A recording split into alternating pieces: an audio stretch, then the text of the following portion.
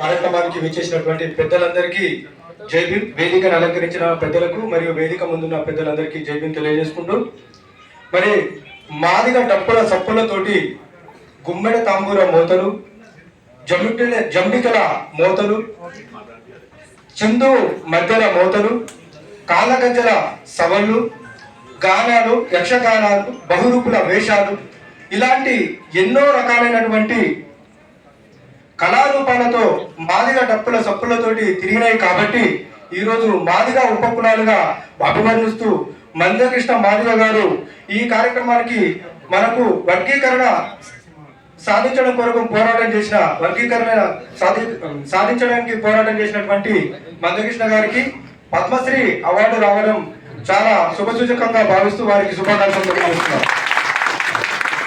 అయితే SC ఉపకులాలు, SC అనగానే మాదిగా మన సోదరుల బాగానే ఏర్పడుతుంటది. ఎందుకంటే అత్యధికంగా అభివృద్ధి చెందినటువంటి మన సోదరులు వారితో పాటు చిన్న తమ్ముళ్ళుగా మన ఎస్సీ ఉపకులాలను కూడా తీసుకెళ్తున్నారు. కాబట్టి మన అన్నయ్యలు ఎప్పటికీ మనం పెద్దన్నయ్యలుగా భావిస్తాం.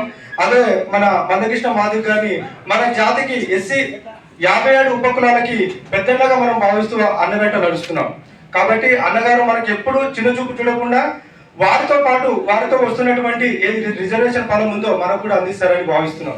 అయితే మిత్రులారా, ఇక్కడ ఒక చిన్న విషయం ఏంటంటే, వర్గీకరణ జరిగే విషయంలో ఎప్పుడైతే ఎస్సీ ఉపకులాలలో ఉన్నటువంటి ఈ జాతులు సంచార జాతులుగా ఉంటున్నాయి, ఒక స్థానికత లేకుండా వివిధ ప్రాంతాలలో తిరగడం వల్ల, వారికి ఒక స్థానికత లేకపోవడం వల్ల జనసంఖ్య బలము తక్కువగా ఉంది. కాబట్టి జనాభా ప్రాతిపదికన తీస్తే కనుక ఎస్సీ ఉపకులాలకి అన్యాయం జరిగే అవకాశం ఉంటుందని నా ఒక చిన్న ఆవేదన వ్యక్తం చేస్తున్నాను. అదేవిధంగా అభివృద్ధి ఫలాలు చూసుకున్నట్టయితే విద్యా, ఉద్యోగ, రాజకీయ రంగాలలో అత్యధికంగా వెనుకబడినటువంటి జాతులకి చేయూతనియడం కోసం వర్గీకరణ జరగాలని కోరుకుంటున్నాం. ప్రభుత్వ ఉద్యోగుల శాతం తీస్తే ఎస్సీ ఉపకులాలలో ఎంత శాతం మంది ప్రభుత్వ ఉద్యోగస్తులు ఉన్నారు, ఎంతమంది శాతం ప్రభుత్వ రంగాలలో ఉన్నటువంటి పదవులలో, రాజకీయ పదవులలో ఉన్నారు, పోర్టుఫోలియోలో ఉన్నారు, ఐఏఎస్, ఐపీఎస్ ఆఫీసర్ లాంటి అడ్మినిస్ట్రేషన్ డిపార్ట్మెంట్ లో మన ఎస్సీ ఉపకులాలలో ఉన్నటువంటి బిడ్డలు ఉన్నారు. వారి యొక్క శాతాన్ని తీసినట్టయితే మన అభివృద్ధి శాతం అనేది తెలుస్తుంది తప్ప ఈ ఎందరో కొందరు ఒకరో ఇద్దరు వ్యాపారాలు చేసుకునో లేదా చిన్న చిన్న ఉద్యోగాలు సాధించుకునో వాళ్ళు సూటు బూటు వేసుకొని తిరిగినంత మాత్రాన 99% మంది ప్రజలు గ్రామాలలో వివిధ ప్రాంతాలలో అట్టడుగు స్థానాలలో ఉన్నారు. వారి గురించి ఆలోచించి ఈ వర్గీకరణ జరగాలని కోరుకుంటున్నాం. అదేవిధంగా ఇంతగా మిత్రులు అన్నట్టు 20% పెంచితే మనకు కూడా కొంచెం అవకాశాలు ఉంటాయి, కరెక్టే. దానిలో జనాభా ప్రాతిపదికన కాకుండా ఈ ప్రాతిపదికన తీస్తే కనుక మనకు 2 ఉద్యోగాలు, మనకు 2 పోర్ట్ఫోలియోలో ఒక అవకాశాలు వస్తాయి. కాబట్టి ఎస్సీ ఉపకులాల్లో ఈ విధంగా ఆలోచించాలని కోరుకుంటూ, అదేవిధంగా మనకు రాజకీయ పలుకుబడి లేకపోయినా ఇప్పుడిప్పుడే అడుగులేస్తున్నటువంటి మన గడపడగ జగన్ జాతి నుండి ఒక బిడ్డ ఇప్పుడే ఎమ్మెల్సీ స్థానం కోసం ఒక పోరాటం, ఒక ప్రయత్నం మొదలు పెడుతున్నాడు. మదానం గంగాధర్ గారికి ఉమ్మడి ఆదిలాబాద్, మెదక్, కరీంనగర్ జిల్లాలో మదనం గంగాధర్ గారు పోటీ చేస్తున్నారు.